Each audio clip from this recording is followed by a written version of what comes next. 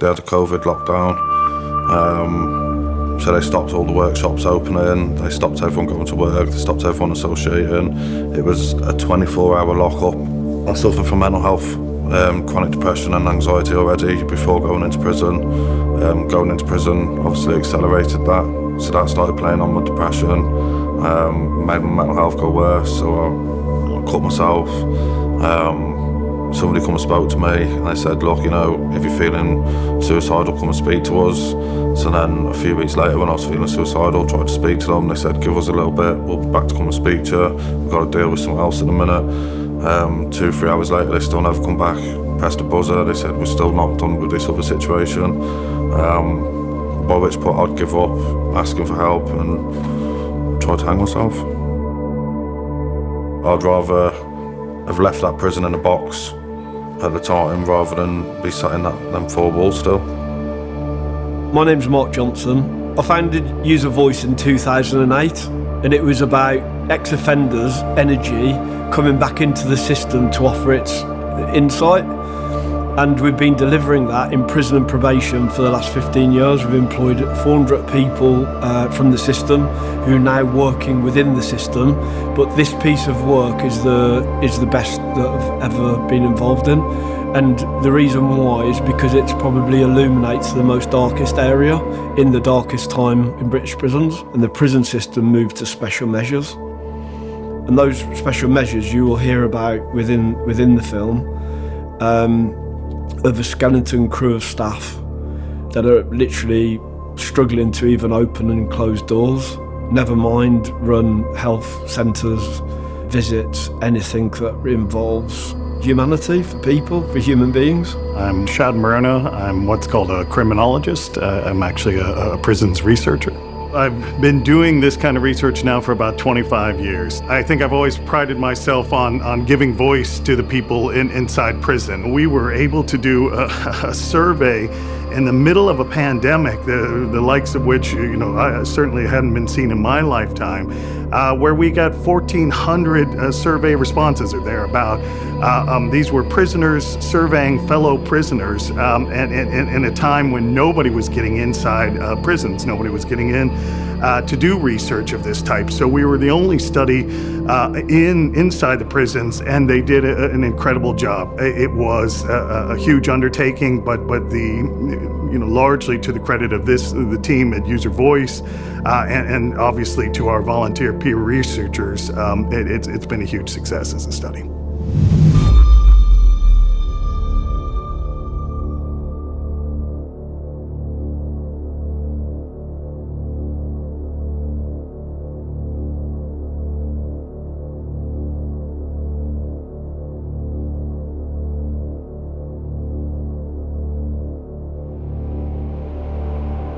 When I was self-isolating because of the COVID, I was only allowed to leave my cell in one condition, just to go to exercise. You're pretty much banged up for 23 hours and a half inside a cell. It makes you feel like you're nothing no more, like you lost your freedom, you lost your privileges, you lost everything.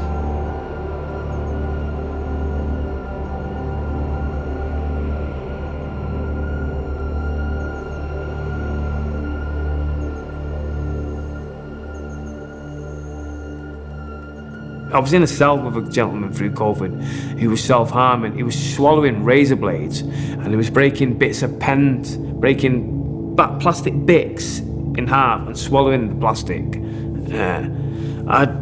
That was alien to me. I'd never seen that before. People swallowing razor blades during COVID because the mental health was going, and they couldn't speak to anyone. They couldn't speak to no nurses. They couldn't get to chat to anyone from healthcare.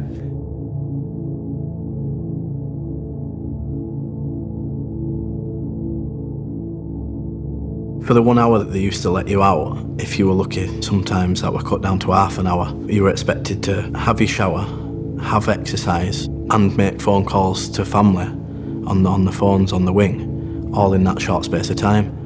Now when you've got everybody trying to do the same thing, like I remember the wing that I were on, the whole downstairs showers didn't work. So you had 3 showers for that full wing for everyone to get a shower in half an hour and use the phones, and there were only 4 phones. I don't know how many lads were on that wing, I'm guessing it would have been about 50-ish. If you're trying to get a legal call done, you ring the probation service and you've got to leave a message for them to ring you back, and it just failed at that point. You couldn't speak to a probation officer. I was on recall for the second part of my sentence, had no idea how long it would be, had nobody to ask, no way of communicating. When you ring up, you get to an answering service, and you would not get rang back at all.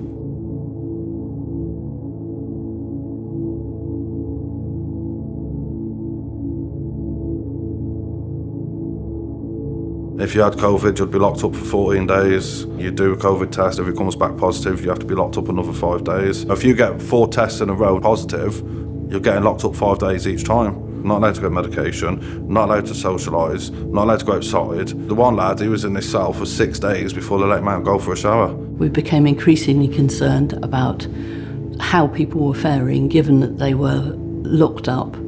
To a degree that I think it's hard to imagine in the community. You know, people have said, oh, COVID, it was like being in prison. Well, it wasn't. You know, for people in prison, it was like being in a prison within a prison. That extreme imprisonment was bound to have an impact on mental and physical health. I would just be looking for substances to take me, to get me out of my own head, to change the way that I felt, like.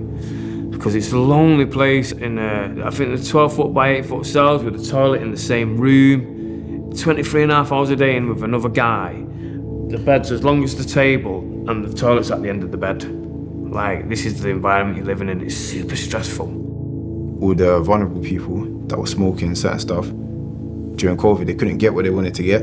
So they was finding new stuff to smoke. Like, they was making stuff in the cell to smoke with like hand sanitizer and other things. Anything they can find, they were smoking it. I've seen people having seizures and passing out and like, damaging their bodies and that.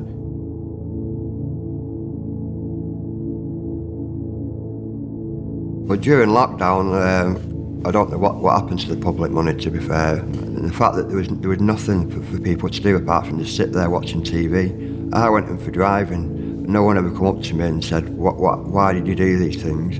How can I help you? Other people will be in for different offences. I mean, what help are they getting, for example? They're just going to, when they come out, they're just going to surely just be the same person. I think you'd have probably have to be quite serious, self-harming, before you might actually get some kind of support, and it shouldn't be like that. A young lad in a cell opposite me, I know he couldn't handle with the stress of not seeing his family. He hung himself in his cell.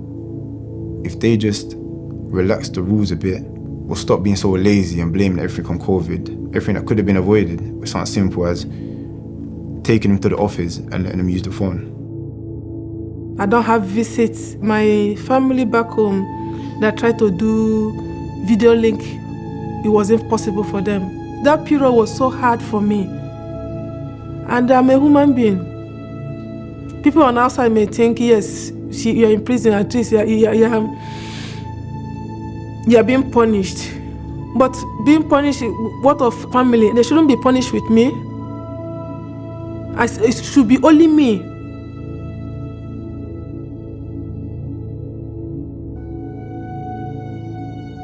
Even a week ago, they're still not allowing hugging at visits.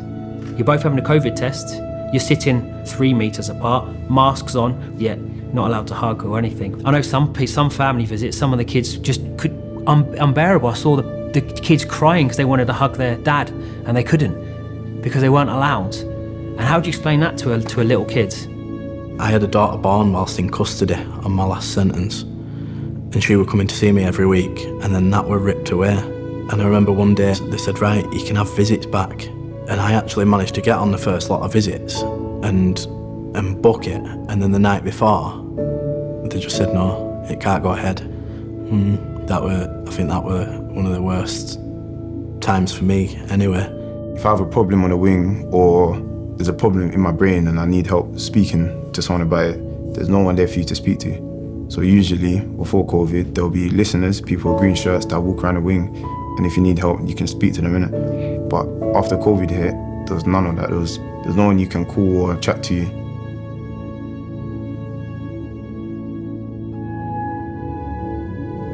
Coming out of COVID, the regime changed to a point, but again, a lot of it was based on staff availability. So a lot of the time there's no staff. You might get 15 minutes, get a shower, get on the kiosk, if you're lucky.